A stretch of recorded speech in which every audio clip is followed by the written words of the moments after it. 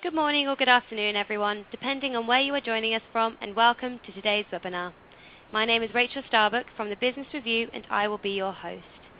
It is our pleasure to have Bio-Rad with us today, who will be discussing biomarker profiling in diabetes and cardiovascular disease. Today's guest speaker is James P. Mates, and I'd like to welcome you to our new webinar platform.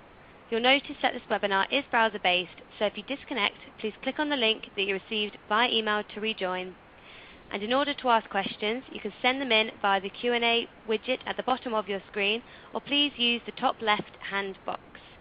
We will allocate around 10 to 15 minutes at the end of the session to address any questions or thoughts that you may have. If you click on the green resource list widget, you will find a URL in there from our speaker. Please use the help widget if you require any assistance. So without further ado, please allow me to welcome James. Good afternoon, good morning. I'd like to thank you for participating, and I would also like to thank Rachel for organizing this webinar. You may wonder why I am giving this webinar, since I am the Chief Scientific Officer for Myriad RBM. The reason is that we formed a partnership with Bio-Rad to produce kits using the same reagents that we use in our CLIA service laboratory. In this way, researchers can get the same high-quality results by using the kit as they would if they were to use our service laboratory. Today I'm going to concentrate on the biomarkers that are important in profiling diabetes and cardiovascular disease, with particular emphasis on the validation of the assays and their application. In this webinar, you will learn how diabetes and related metabolic conditions are linked to cardiovascular diseases, which protein biomarkers are currently being studied in these conditions, the importance of rigorous assay validation for reliable multiplex biomarker detection, and how to leverage the Bioplex Pro Myriad RBM human metabolic and hormone assays to profile multiple protein biomarkers relevant to metabolic and cardiovascular diseases. So, diabetes is on a rapid increase in this country as well as in the rest of the world. And in fact, it may be one of the greatest challenges to all of our healthcare systems. Another astonishing number is that in 20 years it is predicted there will be more than 350 million Chinese with diabetes. This is approaching the population of the EU of 500 million people. And so thus the aspect as far as the number of diabetes that's in the world is astonishing. Of these the type of diabetes is that 90% have type 2 diabetes, and this can result in life-threatening complications, including chronic kidney failure and cardiovascular disease. In fact, at least 65% of the people with type 2 diabetes will die of heart disease or stroke. And the real question is, why biomarkers? And biomarkers, I really want to emphasize the aspect of multiple markers. And if you think back, and if we digress a little bit and think about the diagnosis of diabetes, for many years the primary component that was used for diagnosing diabetes was simply elevated glucose. And however, this is really not sufficient to be able to appropriately classify the stages of diabetes, particularly when you consider type 2 diabetics. And so just to make sure that everybody's on board with the classifications of the types of diabetes, I'd just like to spend a couple of minutes talking about it. So type 1 has been referred to a number of names, but often it's referred to as juvenile diabetes. And in this case, it's really an insulin-dependent diabetes. So there is a shortage of insulin, and typically the pancreas stops producing insulin, and so the person can no longer regulate their glucose. So that's type 1. In type 2, it's somewhat of the opposite in the fact that insulin can still be produced, but the body becomes less sensitive to insulin, and so you still then have a difficulty time of regulating the glucose concentration. So, but if you're simply looking at the concentration of glucose in the blood, you really can't differentiate between type 1 and type 2. And so additional biomarkers are used to differentiate these. And so, for example, C-peptide is a good marker for being able to differentiate type 1 from type 2. Insulin is produced from proinsulin, And when the proinsulin produces insulin, you then also get C-peptide. And C-peptide is a longer-lived component than insulin, so it's a very good marker. So if you have a person that you measure both glucose and C-peptide on, if one has low C-peptide, then it would be an indication of type 1 diabetes, and if the person has measurable or higher concentration of C-peptide, then it would be an indication that these are type 2 diabetic. So from that standpoint, being able to have markers and stacking these markers give you a much better differentiation. And I'll talk maybe a little bit more about one other example, which probably is fairly easy for everybody to have an association with, and that is when you start talking about cardiovascular disease. Traditionally, the marker that was used early on was simply measuring cholesterol. It's a good marker for being able to say that somebody might have cardiovascular disease, but there's a lot of people that still have cardiovascular disease with low cholesterol, or those that have high cholesterol and don't have cardiovascular disease. So again, we need to add additional markers to be able to stack it up so that we can start differentiating the different types go.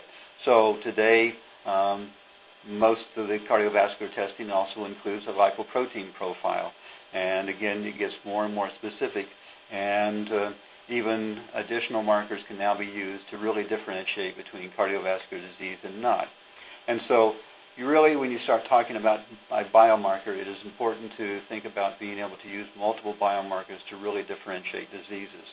And so the types of biomarkers that we're going to talk about here, they really are important for being able to improve diabetic care. And these will cover a wide range of different areas and pathways. And the candidate markers, as you can see there, will cover a number of things. So the gut and the pituitary hormones, acute phase proteins, adipokines, cytokines, proteinases, nutrient-binding proteins, growth factors. And so this will allow more effective and personalized disease treatment. Pharma and academic researchers certainly benefit from the ability to analyze multiple disease-associated biomarkers. The pharma and academic and clinical researchers are intensely studying circulating proteins and peptides involved in diabetes and in cardiovascular disease, and with the goal of developing new tools and treatments to improve the patient care. Indeed, biomarker research are and continue to be a major component in pharma research and drug development. Disease-specific or pathway-specific biomarkers fall into one or more of the categories: diagnosis, predictive, pharmacodynamics, prognosis, and safety and toxicity.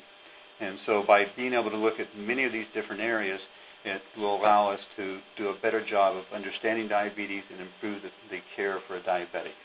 And on this slide, you can see that with the high-performance immunoassays that are now being offered by Bio-Rad, and this is in conjunction with the development of these by Myriad RBM, that there's a highly relevant set of multiplex immunoassays for the study of a number of these different pathways. One of the things that is important is really, how well validated are these assays from a clinical standpoint. And Myriad RBM has been performing these assays in our service laboratory for a number of years and have been able to verify the utility of the markers in a number of studies, including a study with over 8,000 samples, which I'll discuss shortly. The high-performance immunoassays are built on the magnetic particles from Luminex, and which allow you to simultaneously quantify multiple analytes in each sample. These are compatible with human serum, plasma, and cell culture media. And I'll stop here for a second and just put a note of caution in when using cell culture media. There's been a push for a lot of cell culture media to be serum-free. And the concern here is that when a sample is stored from a serum-free sample, that there's very low protein concentrations in some samples. And the problem may be that some of the important proteins may stick to the walls of the container. So we would recommend that if you're going to use a cell-free or a serum-free culture media, that a small amount of calf serum is added typically 1 to 10% is going to be sufficient, and it's not going to interfere with the assay. So the final bullet point on this slide is the effectiveness of the analytical methods, and these have been demonstrated in the ORIGIN study. And the next slide talks a little bit about the ORIGIN study. And this was a study that was done in conjunction with Sanofi and PHRI. Sanofi was interested in their long-acting insulin, Lantus, and the metabolic or the benefits that it might have for the long term. So more than 8,000 patients were, samples were collected from more than 8,000 patients, and this was a multi-year study. And so we only analyzed the baseline, but there are additional samples that are going up to more than 7 years. And so the goal here was really to identify biomarker profiles that would optimize treatment in diabetics who had a cardiovascular event. So each one of these 8,000 people had some kind of a cardiovascular event before the samples were collected, and they were diabetic. So with this, many of the metabolic and the CVD markers that are shown in the next slide were significant in this patient population. And so it demonstrates that these are very good markers to be able to study diabetic and cardiovascular disease. So the next slide just lists the different panels, and it also lists the individual analytes. And so there are 39 analytes across 7 panels. The important thing also to note here is those marked in green are targets that are unique to the Bio-Rad panels and are not found in other XMAC products. And the panels are separated excuse me, in a number of different fashions. Some of them are based upon the actual dilution of the sample, and so that to make sure that we get the analyte in the right range on this dose-response curve, they've been diluted to the appropriate number, and then also divided by the type of molecule they are, such as the IGF binding proteins are nice to have in one panel, and the things like the hormone panel are put together.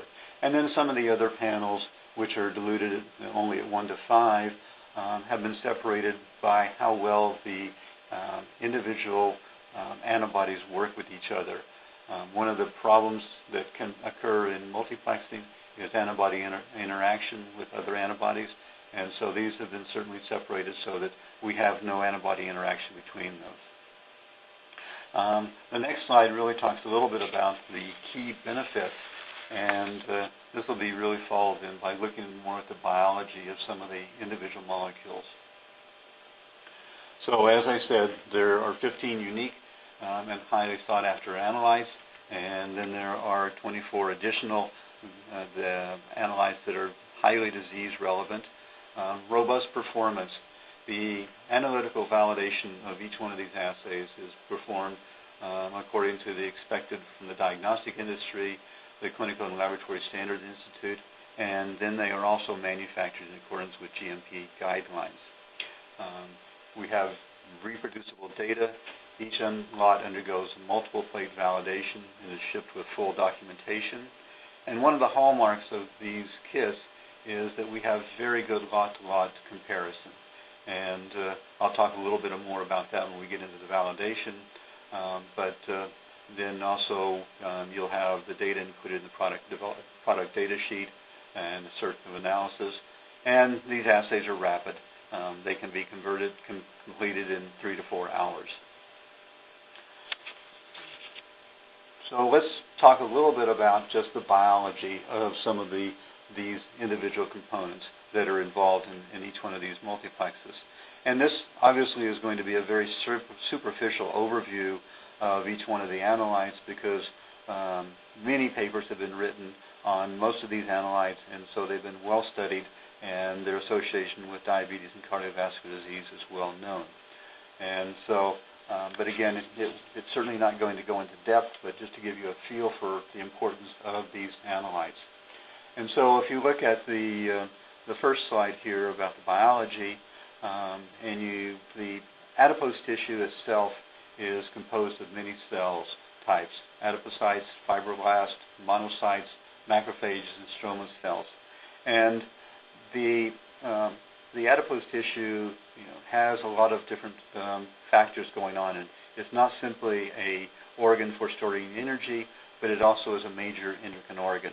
And so you look at the different aspects that go on with that, but as just some of the analytes that we are measuring with this multiplex, Vaspin is certainly a good analyte from the standpoint of looking at type 2 diabetes and obesity, because as you look at will increase insulin sensitivity and decrease appetite. Omentin, again, would be classified as a beneficial analyte because it will increase insulin sensitivity. And just remember, type 2, the major problem there is that the body becomes less sensitive to insulin.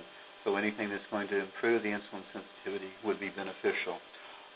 RBP4 is kind of the opposite, and so it decreases insulin sensitivity, and it also even decreases the signaling intensity that you would get from insulin. Coumarin is also one that will promote inflammation, and inflammation has a lot of negative effects as far as it's going to increase lipolysis, leptin, adiponectin, and adipose tissue differentiation.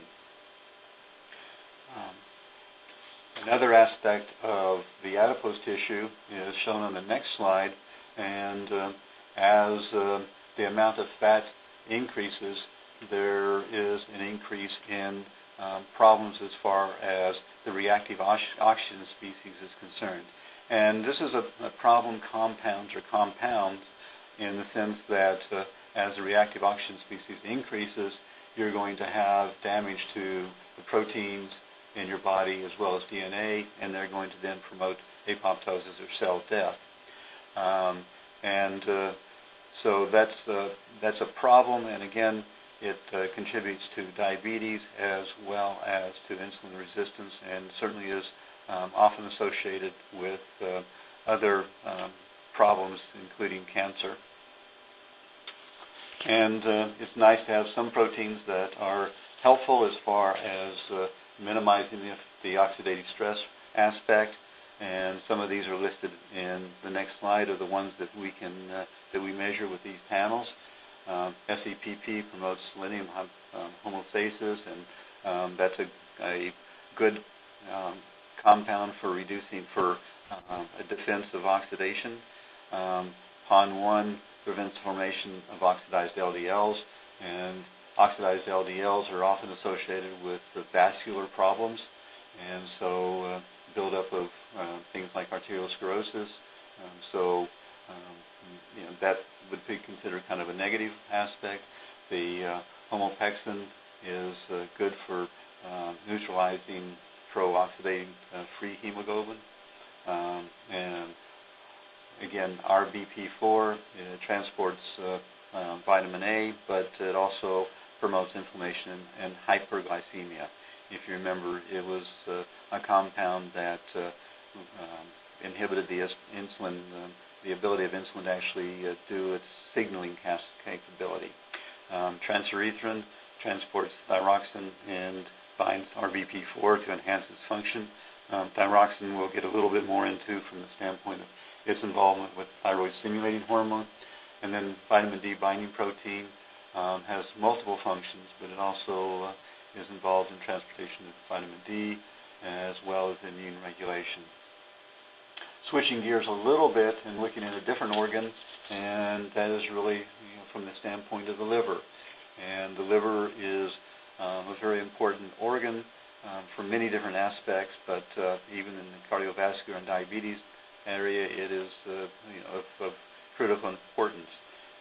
It's the primary source for the de novo synthesis of glucose in the body, but it's also a major storage organ for the short-term ability to store glucose in the form of glycogen, and it can be released and increase the amount of glucose. But also from the standpoint of many of the things that are interesting from the biomarker patterns that we're talking about today is the release of acute phase markers. And acute phase markers view any type of inflammation or trauma is likely to lead to the release of acute phase proteins. And certainly some of the cytokines, TNF-alpha, IL-1, IL-6, are associated with the release of acute phase proteins. And these, the ones that are in these panels are listed, and some of the aspects as far as what they're involved with. Acute phase proteins have a lot of different functions, and some of these, as in the case of ATT, is a proteinase inhibitor, protects against inflammation. Transferrin transports iron, elevated during infection. Protein S is an anticoagulant, anti-inflammatory during apoptosis. RBP4 is also being produced in the liver, and as we've talked about it a couple of times before. Traxin 3 is a rapid marker for primary local activation in innate immune and inflammation. AGP1 is significantly increased in inflammatory diseases, and is a carrier for basic and neutrally charged lipophilic compounds. So those aspects are certainly from the standpoint of from the liver is concerned, and then just some of the additional markers that don't have specific classifications per se as far as kind of an organ is concerned. But the C-peptide is, as we've already talked about, is cleaved from proinsulin to produce insulin, and is used for assessment of insulin secretion. It differentiates between type 1 and type 2 diabetes, and in itself it also has some aspects, in fact, that it will increase nerve and kidney functions. PYY is one of the peptides that are released from the intestinal area, and it acts to reduce appetite and increase is released after food ingestion. Cortisol is a glucocorticoid, which is one of the aspects that is responsible for increasing glucose from the liver, and it also suppresses insulin. So you can see that when it is elevated in type 2 diabetes, it certainly would be associated with higher glucose and leading to diabetic complications. Pancreatic polypeptide is a factor regulating food intake, and it is also released by the pancreas in response to ingestion of food. So it's also an important component there. A few other of the additional markers. The first marker there is a determinant factor in HDL levels, and increases with increase in HDL cholesterol. And as we know, as HDL cholesterol goes up, it's a positive aspect as far as cardiovascular disease. High HDL, low LDL is good. Low HDL and high LDL is not a good indicator.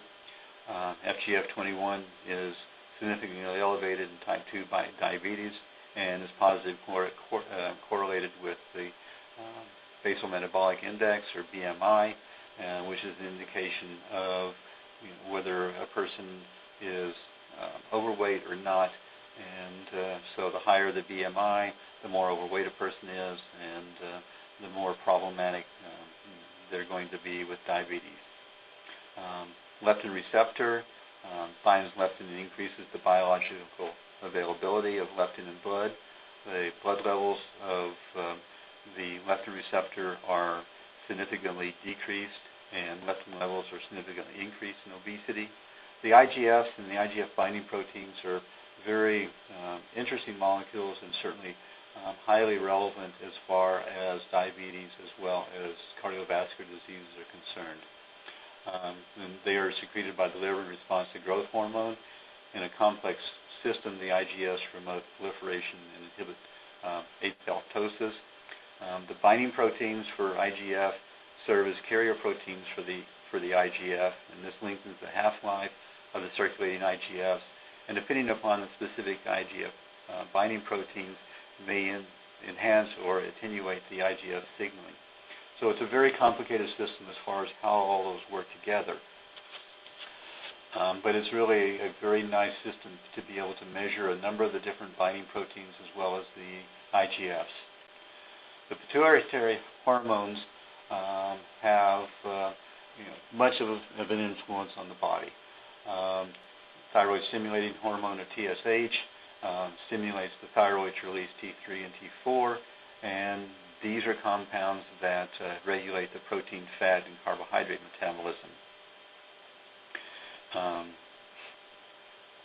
And then you have, in association with that, the growth hormone, which, as we talked about previously, will stimulate the release of insulin-like growth factors, and all this works together along with thyroid hormones to not only regulate the metabolism as far as being able to control body heat, but protein, fat, and carbohydrate metabolism, but also to regulate bone and muscle growth. And kind of the final slide as far as talking about the biology looks at a very intricate system here.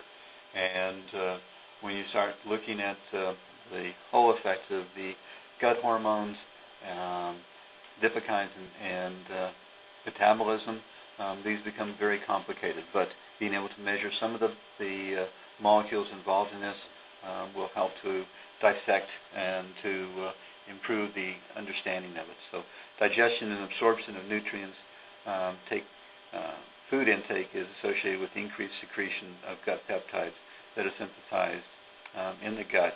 These small proteins interact with the hypothalamus, which is the appetite center of the brain, as well as other organs such as liver, skeletal muscle, fat, immune cells, and the vascular, to influence sensations of hunger and satiety and to regulate blood glucose levels and metabolism.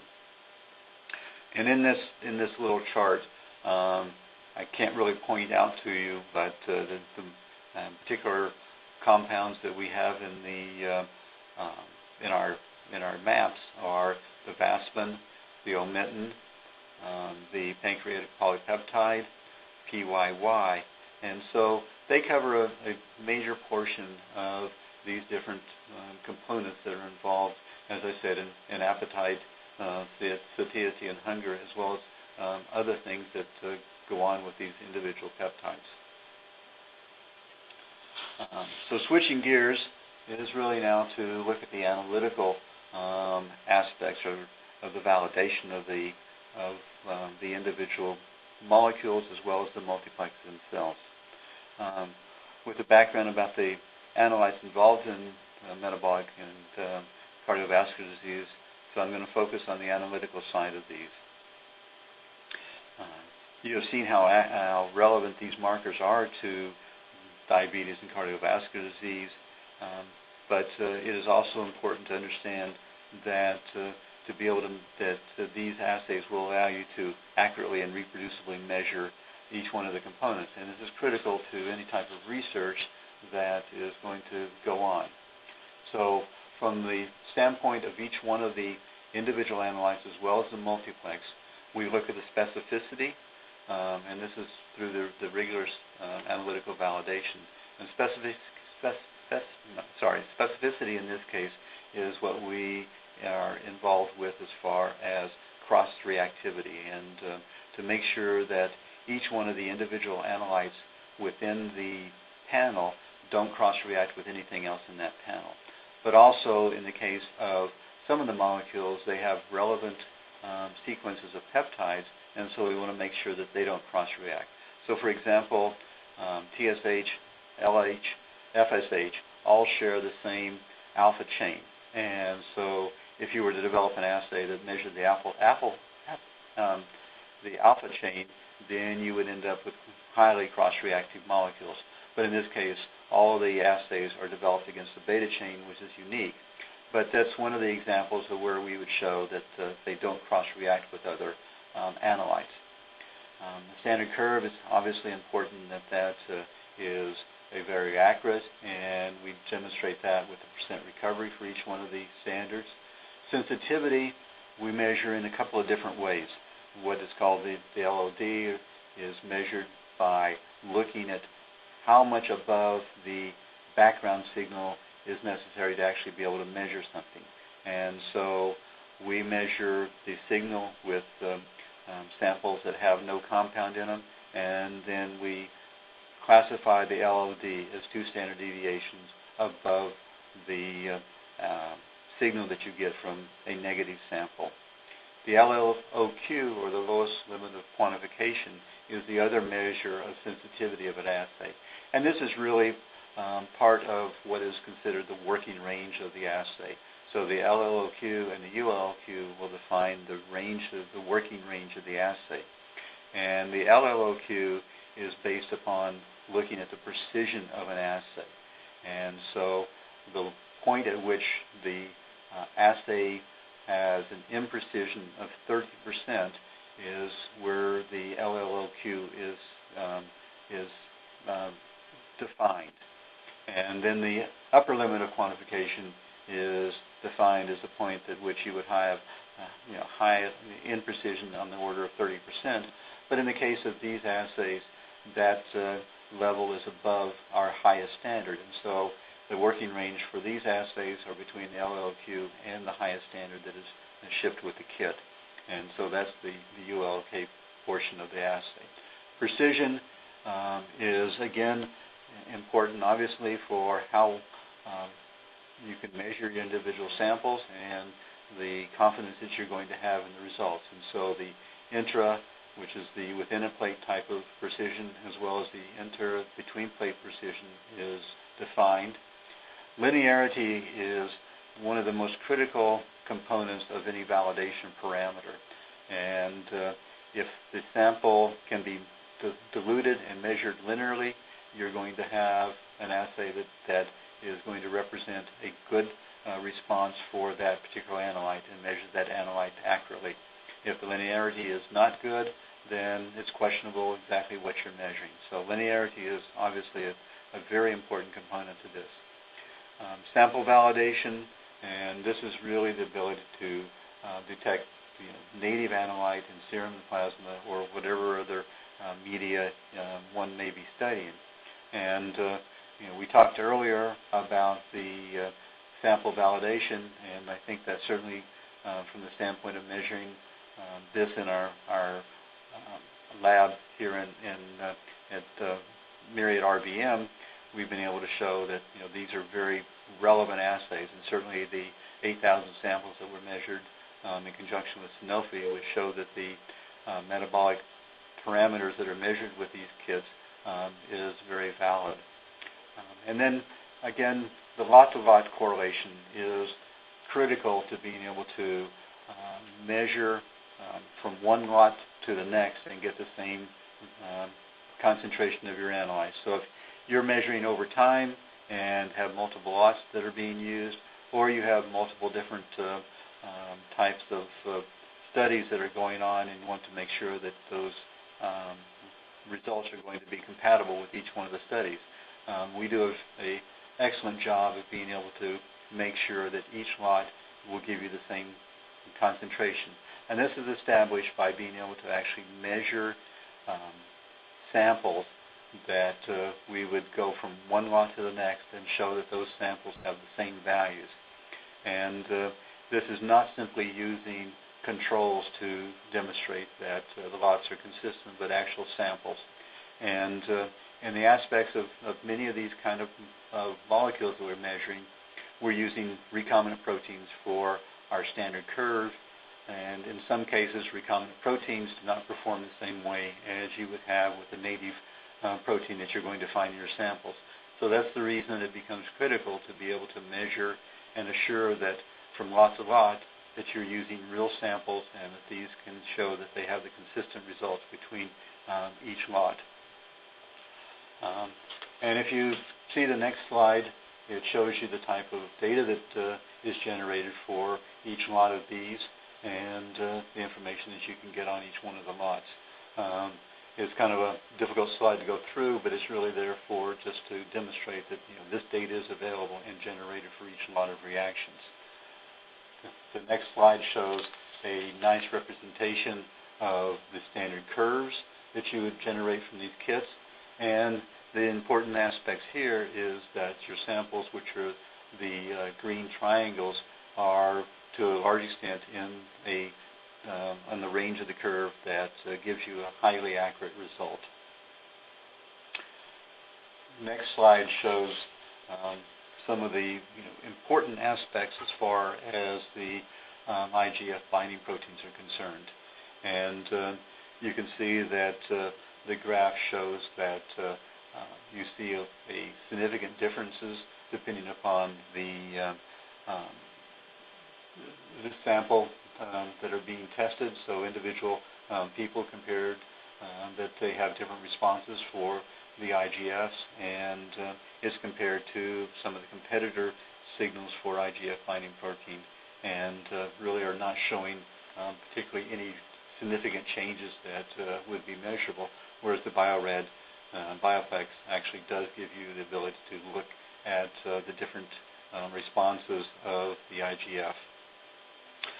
The other aspect in this we covered a little bit earlier is talking about linearity, and again the Bioplex compared to a competitor, you can see that it shows a very good linearity, suggesting that this is measuring the analyte accurately, whereas the competitor doesn't show linearity, and so really would be a flat red flag around the quality of the assay. The IGF binding, the IGFs, on the other hand, these are again very interesting molecules. It's important from the standpoint of being able to look at that whole pattern of the IGFs and the IGF binding proteins. But the IGFs, to measure these accurately, have to be extracted because they have their binding proteins to keep them from being measured accurately, and then also other things that they bind to. And so this was compared based upon the WHO NIBSC standards, which are references for researchers, and you can see that by diluting the samples that have been spiked with the standards, that we get a very good correlation, and that this is what would be expected from the correlations that would be expected from the concentrations that were spiked in.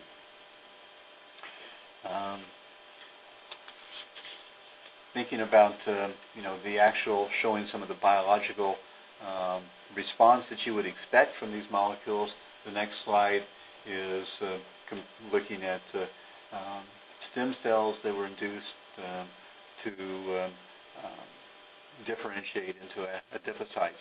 And as you expect that with these cells, as they are differentiating, they would release cortisol, galactin-3, as well as AT&T.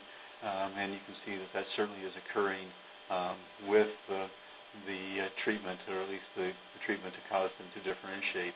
And as you expect, these are what you would see, and it demonstrates obviously that these assays are able to measure these and differentiate and be able to show the difference between unstimulated and stimulated cells. So these kits are obviously designed for doing research, and the pharma, biotech, CROs, and core labs would have a very, would use these kits.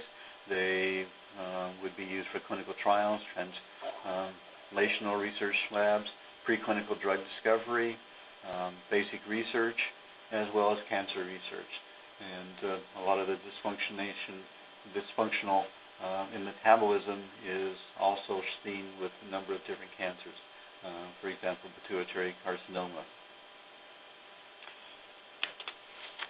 Just as a summary of the analytical aspects of each one of these, this is a quick summary of what the assays are and what some of the specificities are.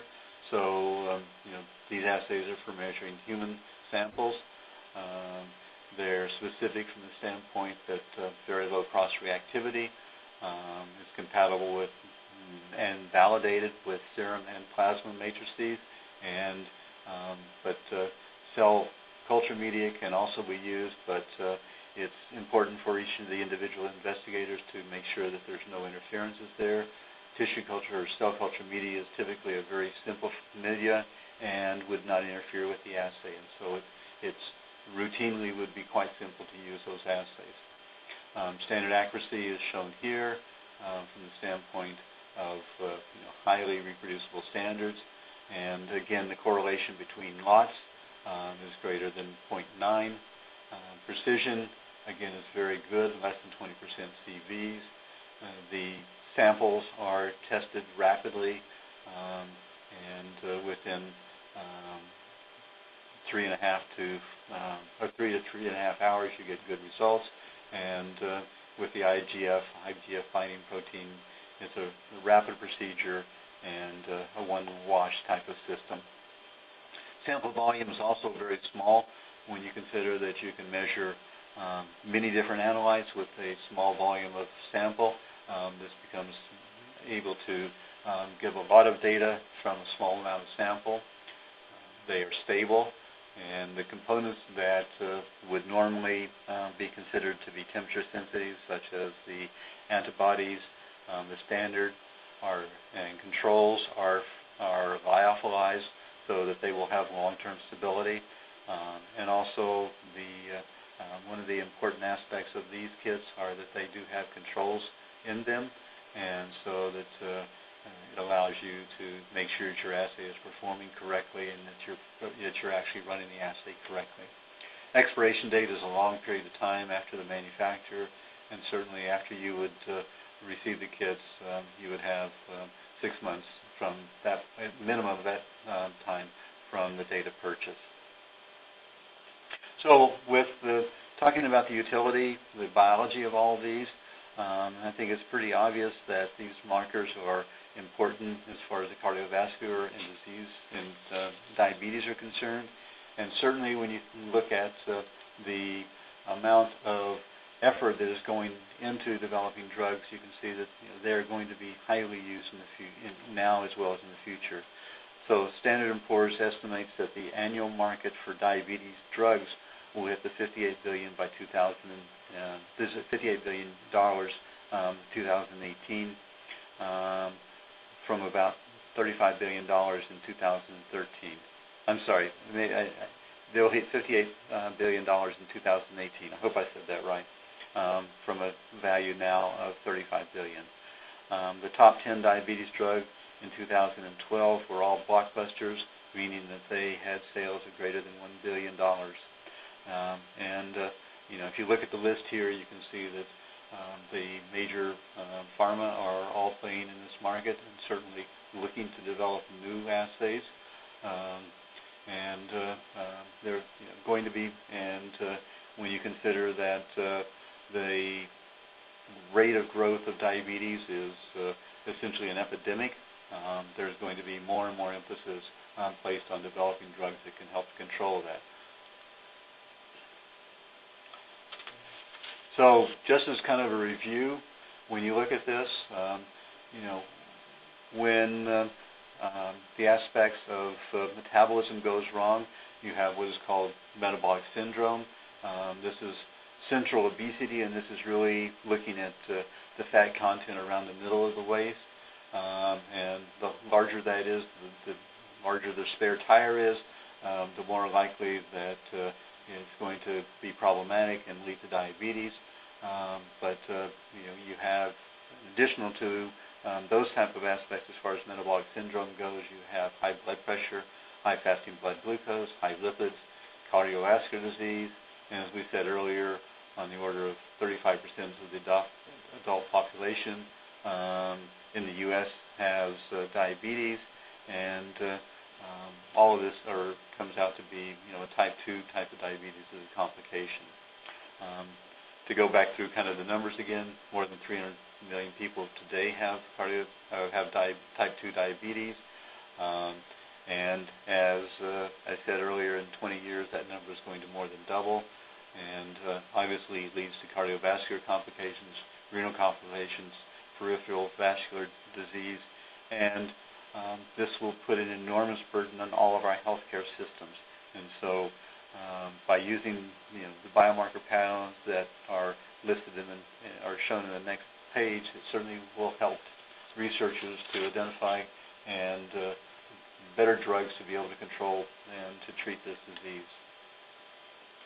And again, as a review, these panels, there are 7 panels with 39 analytes.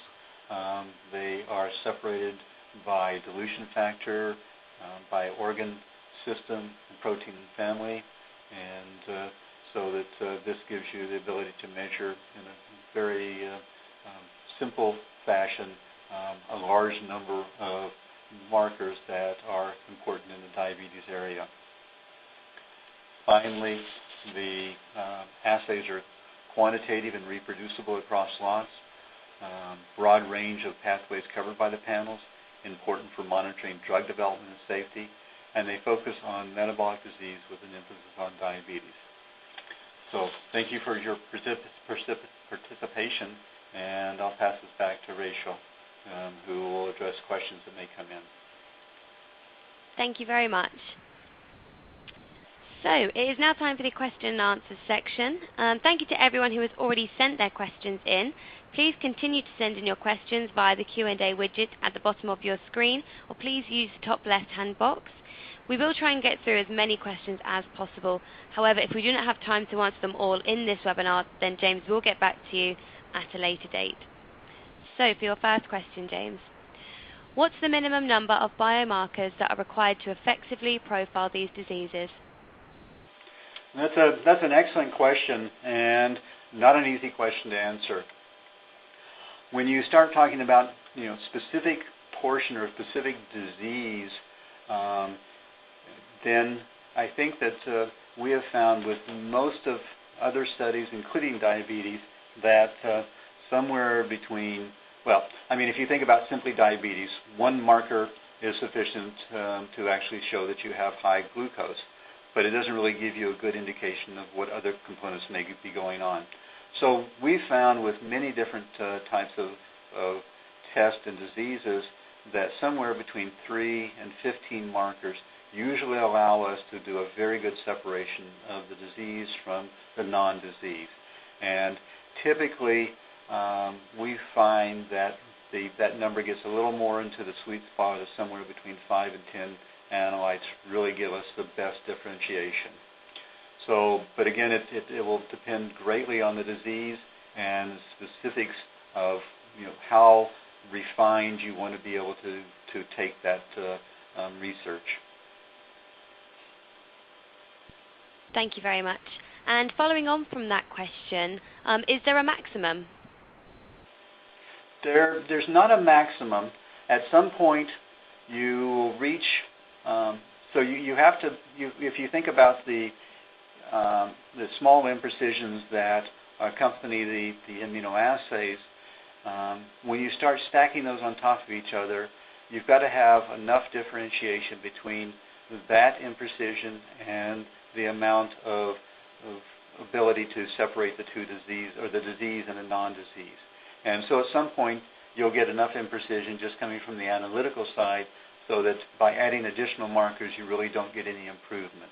But that number probably more approaches the 20 to 30 mark as far as where the imprecision really would allow you. So there's not a maximum, but you will reach a point where there's not a benefit to adding more markers.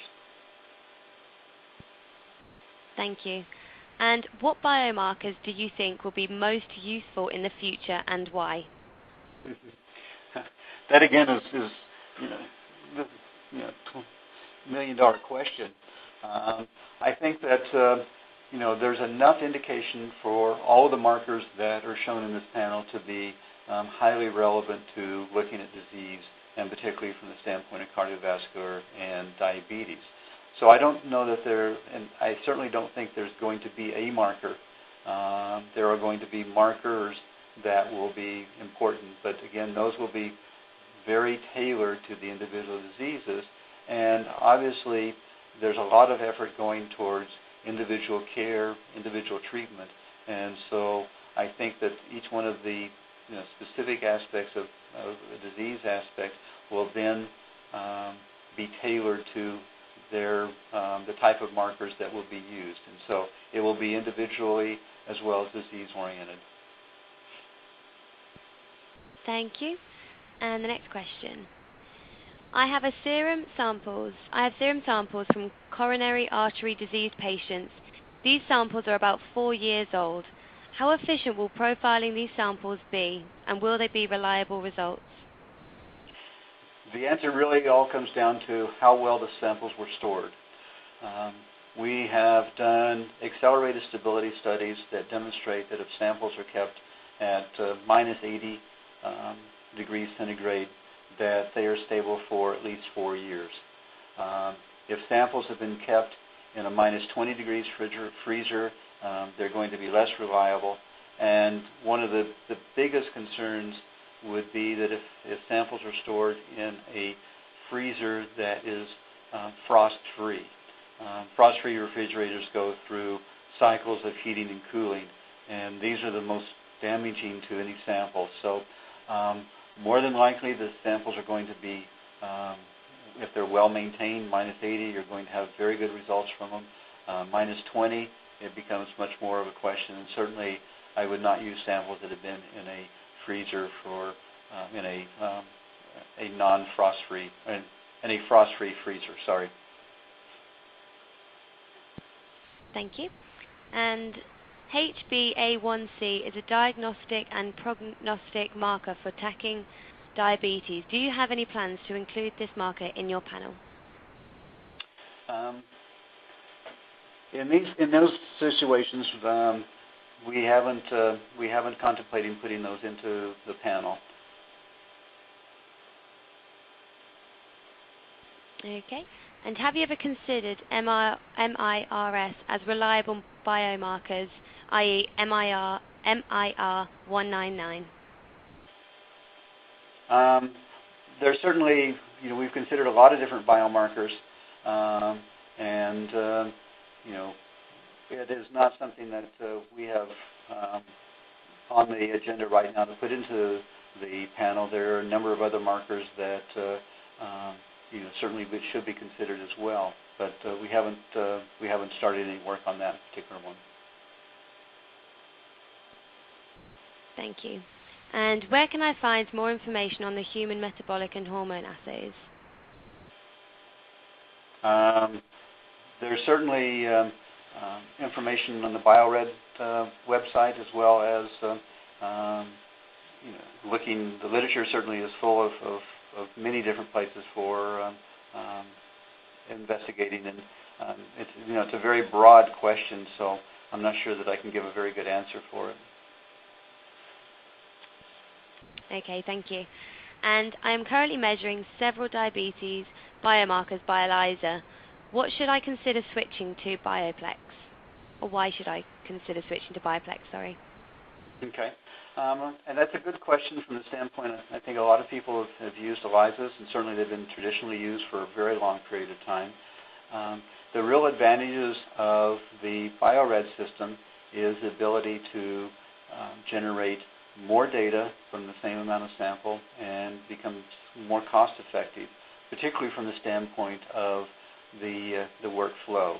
So each individual ELISA would take the same amount of time as measuring each one of the individual panels for the Bio-Rad Bioplex system. So you can generate more data with the same amount of labor in a cost-effective manner using a small amount of sample. Thank you very much. And how does sensitivity compare to ELISA? It's always a question about multiplex sensitivity. And multiplex sensitivity is just as good as ELISA. All the sensitivities come down to how good your antibody reagents are. And good antibodies are going to give you a sensitive assay, whether it's ELISA or with the multiplexing. With what we've done from the multiplexing standpoint, and one of the aspects as far as early on in the multiplexing was that some antibodies would interact with other antibodies and you get a high degree of background. These antibodies have been rigorously selected so that you have very low background, and so they give you just as good a sensitivity as any individual ELISA based upon the individual antibodies. But antibody, no matter what system, it always depends upon how good the antibody is what sensitivity you can achieve. Thank you very much. And could you tell us more about the clinical validation of these biomarkers? The clinical validation, was that the question? Yes, so could you tell us more about the clinical validation of these biomarkers? Okay. I think that from the standpoint of the clinical validation, there's a lot of literature out there that demonstrates that these are relevant markers.